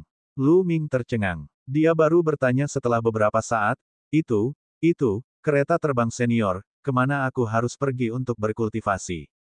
Setiap orang punya tempat untuk dituju, tetapi dia satu-satunya yang belum diatur. Aku tidak tahu harus mengirimmu kemana untuk berkultivasi. Fei Yao berkata tanpa daya. Tidak ada tempat yang cocok untukku. Lu Ming bertanya, merasa sedikit terdiam. Memang, tidak ada tempat yang secara khusus cocok untuk Anda untuk berkultivasi. Tubuh tabu agak istimewa. Sangat sulit untuk menerobos jika Anda hanya berkultivasi dalam pengasingan. Anda harus menghadapi bahaya dalam pertempuran yang sebenarnya untuk terus menerobos dan berkembang. Kata Fei Huang. Bab 4539, 6 jenis peluang di tempat rongsokan alam semesta. Jadi, saya hanya bisa keluar dan bepergian sendiri. Kata Lu Ming. Tidak buruk. Juga, dengan kultivasimu saat ini, kau bisa memasuki tempat rongsokan alam semesta untuk berpetualang. Aku bisa merekomendasikan beberapa tempat untukmu. Kata Fei Huang. Senior, silakan bicara. Kata Lu Ming. Sebelum itu, Anda perlu memiliki pemahaman umum tentang tempat rongsokan alam semesta. Selain itu, Anda perlu mengetahui peluang seperti apa yang ada di tempat rongsokan tersebut. Kata Fei Huang. Senior, mohon pencerahannya. Lu Ming tampak seolah tengah memohon petunjuk dengan rendah hati. Peluang di tempat rongsokan alam semesta dibagi menjadi 6 kategori utama. Pertama, senjata. Reruntuhan alam semesta adalah sisa-sisa perang besar di era terakhir. Waktu telah berlalu terlalu lama, dan tidak banyak hal yang dapat bertahan begitu lama tanpa membusuk. Senjata-senjata yang tidak bermutu tinggi, misalnya, senjata yang sebanding dengan senjata surgawi kelas utama, semuanya akan membusuk setelah sekian lama. Hanya senjata dewa tingkat asal yang dapat dipertahankan. Dalam jalur kultivasi, tidak peduli kekuatan apapun yang dikultivasikan, tidak peduli apakah itu kekuatan terlarang, kekuatan surga, kekuatan dewa, atau bahkan teknik kultivasi Qi dari era terakhir, pada akhir kultivasi, mereka semua sama dan harus kembali ke asal. Oleh karena itu, ada juga senjata surgawi tingkat asal di era sebelumnya. Mungkin tidak disebut demikian di era sebelumnya, tetapi mirip dengan senjata surgawi tingkat asal di era saat ini. Semuanya mengandung asal.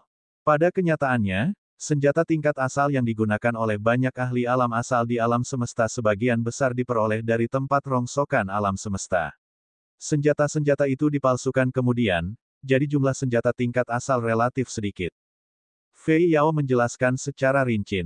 Setelah mendengar penjelasan belati terbang tentang senjata surgawi tingkat asal, Lu Ming memahami sesuatu. Artinya, tidak peduli kekuatan apa yang seseorang kembangkan, pada akhirnya seseorang harus mencapai alam asal. Namun, ada lebih banyak senjata tingkat asal yang rusak di reruntuhan alam semesta dan lebih mudah diperoleh. Senjata tingkat asal yang lengkap sangat langka. Tentu saja, senjata tingkat origin yang rusak juga sangat berharga. Bahan-bahan yang terkandung di dalamnya dapat digunakan untuk menempa senjata tingkat origin. Begitu Anda menemukannya, Anda tidak akan bisa melewatkannya. Kata Fei Huang. Lu Ming tentu saja menganggukkan kepalanya. Tentu saja, dia tidak akan kehilangan senjata suci tingkat asal yang rusak. Dia memiliki makan yang besar seperti Qiu-Qiu. Bahkan jika dia tidak mengekstraksi bahan-bahan di dalamnya, dia masih bisa memberikannya kepada Qiu-Qiu. Berikutnya, ada jenis peluang kedua. Peluang ini juga paling banyak tersebar dan paling mudah diperoleh di reruntuhan alam semesta. Ada berbagai macam biji berharga, logam, dan bahan tempa lainnya. Pada era terakhir, benua purba hancur berkeping-keping, membentuk benua-benua kecil yang tak terhitung jumlahnya di reruntuhan alam semesta. Dan bahan-bahan berharga untuk menempa senjata disembunyikan di benua-benua ini. Bahan-bahan kerajinan ini tidak akan membusuk. Benua manapun di reruntuhan alam semesta dapat memilikinya. Dan EBSCP, seperti yang Anda ketahui, level alam semesta purba saat ini terlalu rendah. Setelah Anda mencapai level pertama Divine Master, Anda tidak dapat membuat kemajuan lebih lanjut. Dengan logika yang sama, bahan-bahan pandai besi di alam semesta purba tidaklah bermutu tinggi. Bahan-bahan pandai besi yang dapat digunakan untuk menempa senjata-senjata suci tingkat master sangatlah langka. Bahan-bahan yang dapat digunakan untuk memurnikan senjata surgawi tingkat asal bahkan lebih langka. Hampir tidak ada yang tersisa. Di tempat rongsokan alam semesta, ada banyak bahan bermutu tinggi untuk menempa senjata. Sebagian besar senjata dewa tingkat utama yang ditempa di alam semesta purba terbuat dari bahan-bahan dari tempat rongsokan alam semesta. Terlebih lagi untuk senjata dewa tingkat asal. Tentu saja, ada material yang lebih bermutu di reruntuhan alam semesta. Begitu Anda menemukannya, Anda tidak akan bisa melewatkannya. Kereta terbang itu tidak berhenti di situ dan melanjutkan, jenis kesempatan ketiga adalah berbagai manual. Tempat pembuangan sampah alam semesta adalah peninggalan dari era terakhir. Setelah sekian lama, buku-buku biasa tentu saja tidak akan dapat diawetkan. Namun, beberapa buku yang dibuat dengan metode khusus, beberapa buku yang dibuat dengan bahan khusus, dan beberapa buku yang disembunyikan di tempat-tempat khusus dengan kekuatan abadi dapat diawetkan. Berdasarkan kitab-kitab kuno ini, kita dapat mengetahui apa yang terjadi pada zaman sebelumnya. Bahkan, sebagian pemahaman kita tentang zaman sebelumnya berasal dari kitab-kitab kuno ini. Tentu saja, ada juga kemungkinan memperoleh teknik kultivasi yang tertinggal dari era terakhir, yaitu Qigong. Beberapa teknik kultivasi Qi sangat mendalam. Misalnya, 3 teknik pemisahan yang saya ajarkan kepada Anda adalah teknik kultivasi Qi yang saya peroleh di reruntuhan alam semesta. Teknik memenggal 3 mayat sebenarnya adalah Qigong dari era terakhir. Mendengar penjelasan belati terbang itu, hati Lu Ming bergetar. Selanjutnya, ada jenis kesempatan keempat. Ada beberapa harta karun surga dan bumi, seperti air suci penciptaan yang kuberikan kepadamu sebelumnya. Namun, harta karun ini jumlahnya sangat sedikit. Alasan utamanya adalah bahwa alam semesta Ruinward telah mengalami pertempuran yang hebat, dan berbagai hukum serta makna yang mendalam sangat kacau. Sangat sulit untuk menghasilkan harta karun surga dan bumi yang mengandung esensi kehidupan. Itu murni berdasarkan kesempatan. Kesempatan jenis kelima adalah tujuan terpenting bagi semua ahli dewa yang memasuki reruntuhan alam semesta. Itu adalah kristal purba. Kristal purba, Lu Ming bertanya dengan ragu. Di kota abadi tertinggi, ada Qi yang sunyi. Qi ini sama sekali berbeda dari Qi surgawi di alam semesta yang sunyi. Qi ini lebih tinggi dari Qi surgawi. Qi ini adalah Qi surga dan bumi yang terkandung di tanah sunyi di era terakhir. Qi ini dapat dengan cepat meningkatkan kultivasi seseorang. Dan sekarang, hanya ada sedikit tempat di tempat pembuangan sampah alam semesta yang memiliki Qi primal. Tetapi ketika Qi primal cukup padat, ia akan membentuk kristal primal, yang terkubur di bawah tanah seperti batu roh dan kristal dewa. Kristal-kristal tandus ini terbentuk pada masa benua primitif. Kristal-kristal itu terkubur di dalam pecahan-pecahan benua. Energi yang terkandung dalam kristal-kristal tandus itu jauh lebih kaya daripada pil-pil tandus di kota abadi tertinggi. Berkultivasi dengan kristal-kristal tandus dapat dengan cepat meningkatkan basis kultivasi seseorang.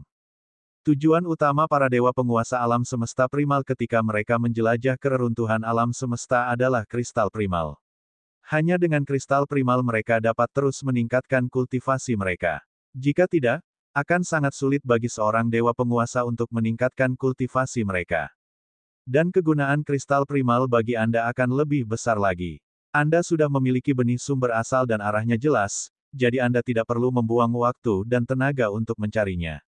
Selama Anda terus memurnikan kristal primal, Anda akan dapat meningkatkan kultivasi Anda. Oleh karena itu, tujuan pertama Anda di reruntuhan alam semesta adalah kristal primal. Kata Fei Huang. Dan EBSCP, jadi, kemajuan alam dewa surgawi bergantung pada kristal purba. Lu Ming akhirnya mengerti. Tidak heran semua makhluk tingkat master surgawi ingin menjelajah ke reruntuhan alam semesta. Itu untuk menemukan kristal kekacauan. Tentu saja, jika seseorang terus-menerus memberimu kristal primal, kamu masih bisa meningkatkan kultivasimu sambil tetap berada di alam semesta primal. Ini adalah jenis kesempatan kelima. Yang terakhir adalah jenis keenam, yang juga merupakan kesempatan yang paling penting. Kesempatan yang membuat orang tergila-gila adalah harta karun yang berisi tanda asal. Kata Fei Huang, harta karun dengan tanda asal. Apa itu? Apakah itu terkait dengan alam asal? Lu Ming bertanya dengan rasa ingin tahu. Bab 4540 memilih zona petualangan. Tebakanmu benar. Harta karun dengan tanda asal memang ada hubungannya dengan alam asal. Jika suatu eksistensi di alam asal ingin meningkatkan kultivasinya, salah satu caranya adalah dengan mengandalkan bakatnya sendiri untuk memahami asal, tetapi itu terlalu lambat. Jika kamu memiliki harta karun dengan tanda asal, kamu dapat langsung menyerap tanda asal di dalamnya dan langsung meningkatkan kultivasimu. Kata Fei Huang. Lu Ming terkejut. Harta karun yang dapat membantu para kultivator alam asal meningkatkan kultivasi mereka pasti sangat berharga. Para ahli alam asal akan berjuang mati-matian untuk mendapatkannya. Tak heran jika kereta terbang itu berkata bahwa ini merupakan kesempatan terpenting di antara keenam kesempatan itu. Fondasi seorang kultivator adalah kultivasinya. Keuntungan terbesarnya adalah peningkatan dalam kultivasinya. Harta apapun yang dapat meningkatkan kultivasi seseorang sangatlah berharga, apalagi yang dapat meningkatkan kultivasi seseorang secara timbal balik. Kalau dia berhasil mendapatkannya dan menjualnya kepada ahli alam asal, dia akan bisa menjualnya dengan harga yang sangat tinggi. Jadi, jika kau mendapatkannya, kau bisa menyimpannya. Itu akan sangat berguna bagimu saat kau mencapai timbal balik. Namun, harta karun yang mengandung tanda asal sangat langka. Jika tidak akan begitu sulit bagi makhluk alam asal di alam semesta untuk meningkatkan kultivasi mereka. Kata Fei Huang. Lu Ming mengangguk. Dia tahu betul hal ini. Semakin berharga sebuah harta, semakin langka harta itu. Baiklah, ini adalah 6 jenis peluang di tempat rongsokan alam semesta. Selanjutnya, saya akan memberitahu Anda beberapa bahaya yang mungkin Anda hadapi. Tempat pembuangan sampah alam semesta terbentuk oleh ledakan benua yang sunyi di era terakhir. Dapat dikatakan sebagai medan perang kuno. Di tempat pembuangan sampah alam semesta, hukum dan kekuatan Upanishad sangat kacau. Dengan demikian, sulit untuk membiarkan sejumlah besar makhluk hidup, dan tidak ada ras yang kuat. Namun, selalu ada pengecualian. Hal yang paling umum di tempat pembuangan sampah alam semesta adalah berbagai jenis serangga. Serangga ini memiliki kekuatan hidup yang kuat, dan beberapa di antaranya bahkan mewarisi garis keturunan dari era sebelumnya. Di bawah hukum yang kacau, mereka masih dapat bereproduksi. Oleh karena itu, Anda harus berhati-hati terhadap serangga di tempat pembuangan sampah alam semesta. Beberapa benua yang sangat terpencil mungkin memiliki beberapa serangga yang mengerikan yang tinggal di sana. Beberapa serangga sangat menakutkan. Seorang ahli alam asal pernah terbunuh oleh seekor nyamuk. Kata Fei Huang. Lu Ming tercengang. Seorang ahli alam asal terbunuh oleh seekor nyamuk di reruntuhan alam semesta.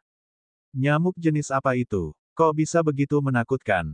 Pertama, Anda harus berhati-hati terhadap semua jenis serangga. Kedua, tempat pembuangan sampah alam semesta adalah medan perang di era terakhir. Banyak makhluk hebat yang tewas dalam pertempuran, jadi akan ada banyak hal jahat. Oleh karena itu, sebaiknya jangan pergi ke tempat-tempat yang menurut Anda aneh dan jahat. Tempat-tempat itu seringkali sangat berbahaya. Banyak ahli alam asal telah meninggal karena mereka dalam sejarah. Tentu saja, yang terpenting adalah berhati-hati terhadap orang-orang kuat di istana surgawi. Ini adalah bahaya terbesar. Saat belati terbang itu berbicara, Lu Ming mengangguk. Namun, dalam beberapa lusin tahun terakhir, reruntuhan alam semesta telah banyak berubah. Hukum dan Upanishad yang awalnya kacau perlahan-lahan menjadi teratur. Dengan demikian, beberapa pecahan benua telah melahirkan beberapa makhluk hidup dan ras yang dapat berkultivasi. Namun, waktunya terlalu singkat, dan ras-ras ini belum berkembang. Tidak banyak ahli, jadi tidak ada yang perlu ditakutkan. Tentu saja, masih banyak lagi tentang tempat rongsokan alam semesta. Saya punya slip jade di sini dengan informasi lebih lanjut tentangnya. Lihatlah. Secarik giok muncul di tangan belati terbang dan diberikan kepada Lu Ming. Lu Ming mengambilnya dan menenggelamkan indera spiritualnya ke dalamnya. Dia dengan cepat menghafal isi slip giok itu. Ada banyak informasi tentang tempat pembuangan sampah alam semesta yang mengejutkan Lu Ming. Dia merasa seperti katak dalam sumur di masa lalu. Kali ini, Dia telah memperoleh banyak pengetahuan. Baiklah, saya sudah menjelaskan dasar-dasarnya kepada Anda. Sekarang, Anda harus memilih lokasi petualangan Anda. Saya punya beberapa area di sini, Anda dapat memilih. Sebuah jimat giok muncul di tangan kereta terbang itu. Jimat giok itu bersinar, dan sebuah pola besar muncul di udara. Ini adalah peta tempat pembuangan sampah alam semesta. Tentu saja, peta itu belum lengkap.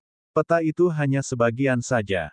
Tempat pembuangan sampah alam semesta itu sangat besar. Selama bertahun-tahun yang tak terhitung jumlahnya, Istana Surga, semua ras di alam semesta, dan bahkan pasukan penghancur surga kita telah menjelajahi sepertiga tempat pembuangan sampah alam semesta. 2/3 sisanya tidak diketahui. Area yang menyala di sini adalah area yang telah dieksplorasi. Api terbang diperkenalkan. Lu Ming sangat terkejut. Sudah berapa tahun berlalu? Setelah sekian tahun, makhluk-makhluk agung dari Istana Surga, berbagai ras di alam semesta, dan pasukan penghancur surga baru menjelajahi sepertiga reruntuhan alam semesta. 2/3 sisanya masih belum diketahui. Ini sungguh mengejutkan. Artinya tempat pembuangan sampah alam semesta itu luas dan tak terbatas, dan amat berbahaya. Kalau tidak, dengan umur panjang mereka yang ada di alam asal, mereka akan mampu menjelajahi reruntuhan itu tidak peduli seberapa besar reruntuhan itu. Yang terpenting adalah bahwa hal itu terlalu berbahaya. Saat menjelajah, mereka harus berhati-hati dan waspada, jadi kecepatan mereka tentu saja sangat lambat. Kita telah membagi tempat pembuangan sampah alam semesta menjadi banyak wilayah kecil. Wilayah-wilayah ini sangat berjauhan satu sama lain, dan ada kekosongan panjang di antara mereka. Ini mirip dengan wilayah bintang di alam semesta purba. Di antara wilayah bintang yang berbeda, ada kekosongan panjang dan gelap. Tentu saja, luas masing-masing area kecil ini jauh lebih besar daripada luas bintang di alam semesta purba. Kereta terbang dijelaskan. Lu Ming mengamati lebih dekat. Memang, peta itu terbagi menjadi beberapa area kecil dan berbeda. Di antara setiap area, terdapat ruang hampa yang agak panjang. Setiap wilayah memiliki ukuran yang berbeda, karakteristik yang berbeda, dan spesies yang berbeda. Tentu saja, bahayanya juga berbeda. Semakin dekat Anda dengan kedalaman tempat pembuangan sampah alam semesta, semakin berbahaya tempat itu. Beberapa area yang saya rekomendasikan kepada Anda lebih dekat dengan wilayah luar tempat pembuangan sampah alam semesta. Area tersebut cocok untuk Anda berpetualang dengan tingkat kultivasi Anda saat ini. Lihat, ada beberapa serangga beracun di area ini, tetapi juga menghasilkan beberapa bahan pemurnian. Ras manusia surgawi, berbagai ras di alam semesta, dan pasukan penghancur langit saya memiliki banyak orang yang menjelajahinya. Mereka akan membantu Anda. Bagaimana menurut Anda? Petik 2. Api yang berterbangan menunjuk ke suatu area yang lebih dekat ke pinggiran. Lu Ming melihatnya dan akhirnya menggelengkan kepalanya. Daerah ini disebut daerah 6 ular, dan hampir tidak ada eksplorasi, api terbang mulai muncul. Berikutnya, belati terbang memperkenalkan 3 hingga 5 area secara berurutan, yang lebih cocok untuk dijelajahi Lu Ming. Daerah ini disebut wilayah bintang surgawi. Ini adalah daerah yang baru dikembangkan dan pada dasarnya ditempati oleh Istana Surgawi. Hanya beberapa anggota pasukan penghancur langit kita yang aktif. Belati terbang terus diperkenalkan. Saat wilayah Stellarski diperkenalkan, mata Lu Ming berbinar. Baiklah, aku memilih pergi ke wilayah Stellarski. Kata Lu Ming, kau akan pergi ke wilayah langit berbintang. Sebagian besar pembudidaya di sini berasal dari suku manusia surgawi. Kau tidak akan bisa menemukan bantuan apapun jika kau dalam bahaya. Kata Fei Huang, aku hanya bisa mengeluarkan potensi terbesarku tanpa bantuan apapun. Lagi pula, kita semua berasal dari suku manusia surgawi, jadi aku bisa membunuh sesuka hatiku. Mata Lu Ming bersinar dengan kilatan dingin. Bab 4541, pertama kali di reruntuhan alam semesta. Ada alasan lain mengapa Lu Ming memilih wilayah langit berbintang. Wilayah itu baru dikembangkan dan belum dieksplorasi. Ini juga berarti ada lebih banyak peluang. Jika itu adalah suatu wilayah yang telah ditemukan sejak lama, wilayah itu pasti sudah dieksplorasi ribuan kali oleh orang lain, dan tidak akan ada lagi peluang yang tersisa. Terutama kristal primal. Tujuan utama Lu Ming dalam perjalanan ini adalah kristal kekacauan. Kristal itu dapat meningkatkan kultivasinya dengan cepat. Harta karun yang mengandung tanda asal sangatlah berharga, Namun tanpa mencapai alam asal, seseorang hanya dapat menatapnya tanpa daya. Saat ini, kristal kekacauan adalah yang paling praktis bagi Luming. Baiklah, karena kamu sudah menentukan pilihan, ayo kita pergi. Kultivasimu berbeda dari yang lain. Kamu perlu mengalami penempaan hidup dan mati agar bisa terus berkembang. Itulah sebabnya avatar jiwaku tidak akan membantumu. Jika kamu menghadapi bahaya, kamu harus menyelesaikannya sendiri. Apakah kamu mengerti? Fei Huang berkata dengan ekspresi serius. Dipahami. Lu Ming mengangguk. Baiklah, bawa peta ini bersamamu. Bawa juga papan arai untuk mendeteksi material logam ini bersamamu. Kau bisa segera berangkat. Kata Fei Huang. Terima kasih banyak, senior. Lu Ming mengambil peta dan cakram arai.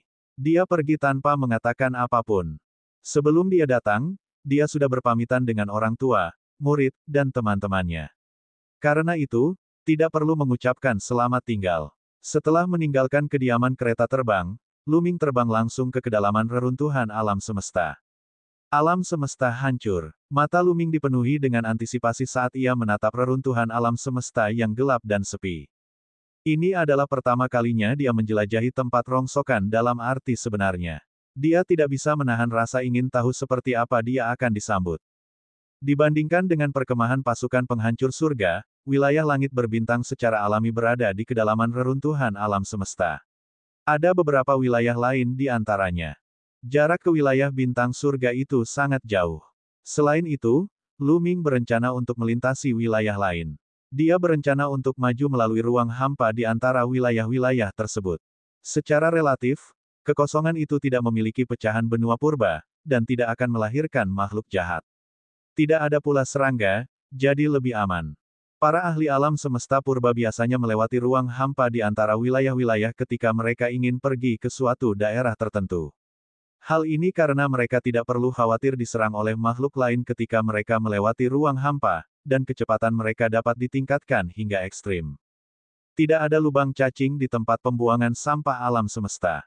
Meskipun hukum-hukum reruntuhan alam semesta telah menjadi jauh lebih stabil dalam beberapa lusin tahun bintang terakhir, masih sangat sulit untuk menciptakan lubang cacing. Bahkan para ahli tikus roh ruang waktu akan kesulitan membuka lubang cacing di reruntuhan alam semesta yang dapat melintasi wilayah. Oleh karena itu, seseorang hanya bisa mengandalkan penerbangan untuk melakukan perjalanan melalui reruntuhan alam semesta. Sekarang Lu Ming telah mencapai alam master surgawi, dia sangat cepat. Dia bisa melintasi sektor bintang dengan satu langkah. Namun, tempat pembuangan sampah alam semesta terlalu besar. Itu jauh lebih besar dari alam semesta purba. Setiap wilayah acak jauh lebih besar daripada sektor bintang di alam semesta purba. Dengan kecepatan Lu Ming, terbang dengan kecepatan penuh, dibutuhkan total 7 hari baginya untuk tiba di wilayah langit bintang. Lu Ming tidak ragu-ragu dan bergegas memasuki wilayah domain bintang. Begitu mereka memasuki wilayah bintang langit, mereka akan melihat sebuah benua melayang di langit setelah terbang dalam jarak tertentu. Benua-benua ini semuanya adalah pecahan dari benua kuno yang tandus. Ada benua besar dan kecil. Yang kecil panjangnya hanya beberapa ribu kilometer, sedangkan yang besar tidak terbatas. Ada juga yang lebih besar dari planet kehidupan. Pemandangan tempat pembuangan sampah alam semesta benar-benar berbeda dari alam semesta purba. Lu Ming mengamatinya sambil terbang. Tidak ada planet di tempat rongsokan alam semesta, yang ada hanya pecahan benua. Dan sumber cahaya di sini bukanlah bintang, tetapi sungai. Benar saja, sebuah sungai yang dipenuhi api, mengalir melalui kehampaan. Beberapa sungai membentang tanpa batas jaraknya, sebanding dengan galaksi di alam semesta purba. Dari kejauhan, itu benar-benar tampak seperti sungai yang mengalir di kehampaan. Itu adalah pemandangan yang sangat spektakuler. Namun, begitu mereka mendekat, mereka akan merasakan suhu yang sangat tinggi, ribuan kali lebih mengerikan daripada bintang. Sumber cahaya tempat pembuangan sampah alam semesta berasal dari sungai api ini, yang tahu bagaimana ia terbentuk. Benua di depan tidak buruk, mari kita lihat. Tatapan Lu Ming beralih dan dia melihat sebidang tanah luas melayang di depannya. Luas benua ini sebanding dengan planet kehidupan. Lu Ming terbang mendekat dan menyembunyikan auranya. Dia berdiri di atas benua dan mengamati apakah ada bahaya. Suasananya sunyi senyap. Tidak ada makhluk hidup atau tumbuhan. Seharusnya tidak ada bahaya. Lu Ming bergumam dan mendarat di benua itu. Benua ini sunyi senyap. Jika dilihat dari luar, semuanya tampak seperti batu hitam. Tidak mudah untuk mengetahui apakah ada tambang logam mulia di benua yang luas ini. Lu Ming mengeluarkan cakram susunan yang diberikan oleh belati terbang itu dan mendesah dalam hatinya. Cakram arai yang diberikan Fei Yao kepadanya disebut cakram arai pencari emas. Cakram ini dapat mendeteksi apakah ada tambang logam mulia dalam jarak tertentu. Cakram pencari emas merupakan harta karun yang penting untuk ditemukan di reruntuhan alam semesta. Cakram ini dapat digunakan untuk menemukan tambang logam mulia di benua yang tidak dikenal. Akan tetapi, jangkauan deteksi cakram pencari emas sangat terbatas. Kereta terbang itu adalah cakram formasi pencari emas, dan dianggap sebagai yang terbaik. Namun, ia hanya bisa mencari di area dengan radius 10.000 mil. Di luar jarak 10.000 mil, akan sangat sulit dideteksi. Berapa lama waktu yang dibutuhkan untuk menjelajahi benua sebesar itu? Lu Ming menggelengkan kepalanya. Dia tidak di sini untuk menambang. Tentu saja, dia tidak akan menghabiskan banyak waktu untuk mendeteksi apakah ada ranjau logam. Jika mereka menghabiskan beberapa bulan untuk menjelajah dan tidak menemukan tambang logam mulia, bukankah mereka akan menderita kerugian besar? Lu Ming, serahkan saja padaku untuk menyelidiki tambang logam itu. Mengapa kau perlu menggunakan cakram formasi? Pada saat ini, Qiu Qiu berbicara. Qiu Qiu, berapa lama waktu yang kamu perlukan untuk menyelesaikan penjelajahan benua sebesar itu? Lu Ming bertanya. 1 jam sudah cukup. Bola terus bergulir, sambil merasa puas. 1 jam? Oke. Lu Ming tidak bisa menahan rasa gembiranya. Akan menjadi panen yang luar biasa jika dia dapat menemukan beberapa bahan logam yang dapat digunakan untuk menempa senjata dewa tingkat master atau bahkan senjata dewa tingkat asal. Lagi pula, senjata dewa tingkat utama dan tingkat asal sama-sama langka di alam semesta purba. Terlebih lagi, Lu Ming tahu bahwa ada seorang pandai besi ahli di pasukan penghancur langit yang dapat memurnikan senjata dewa tingkat asal.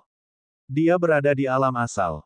Meskipun tingkat keberhasilannya sangat rendah, selama dia memiliki cukup bahan pandai besi, dia akhirnya akan berhasil. Terlebih lagi, sejak klan penyu dunia bergabung, peluang untuk memurnikan senjata dewa tingkat asal telah meningkat pesat. Kura-kura dewa dunia mahir dalam matriks rahasia, yang merupakan dasar pemurnian artefak. Oleh karena itu, ada banyak ahli kerajinan artefak di klan penyu surgawi. Menurut Dandan, salah satu leluhur klan kura-kura surgawi juga mampu memurnikan senjata surgawi tingkat asal. Dengan cara ini, akan ada 2 pandai besi ahli di pasukan penghancur surga yang dapat memurnikan senjata dewa tingkat asal. Selama ada cukup bahan, mereka masih dapat berhasil memurnikannya. Adapun senjata dewa utama, tingkat keberhasilannya bahkan lebih tinggi.